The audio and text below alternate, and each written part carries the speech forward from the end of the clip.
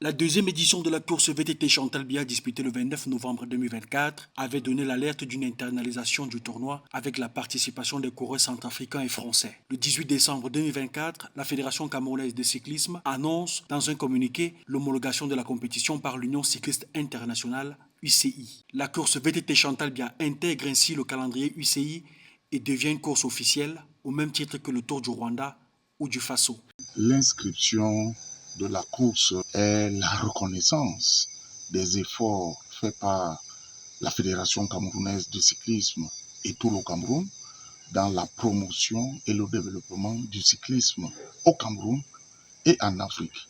Mais surtout, la respectabilité de notre pays quant à l'organisation des grandes compétitions sportives, en l'occurrence le Grand Prix cycliste international Chantal Biya et le Tour cycliste international du Cameroun. Sur un tracé de 12 km au cœur de la forêt tropicale, les compétiteurs de la course cycliste VTT Chantal Biya surmontent les obstacles d'un parcours jonché de cailloux, de poussière, de racines, de troncs d'arbres et de marécages. En 2024, une moyenne de 200 coureurs s'y étaient essayés tout en respectant les règles ICI en matière de course VTT. Pour ce qui est de 2025, la Fédération camerounaise du cyclisme, en collaboration avec le ministère des Sports et de l'Éducation physique d'une part, et en collaboration avec le complexe Back-Office Sun City, elle va organiser pas moins de 4 compétitions en 2025, ce qui fait du Cameroun une exception en Afrique, au sud du Sahara et même au Maghreb. Organisée au Back-Office Sun City dans la région de l'Est Cameroun par Joseph Lé, élite de la région de l'Est, la course VTT Chantal Biya devient la 4e compétition internationale de cyclisme au Cameroun, inscrite au calendrier international de l'UCI. Elle y rejoint le Tour cycliste international du Cameroun, le Grand Prix cycliste international Chantal Biya et le Grand Prix cycliste international d'Angola.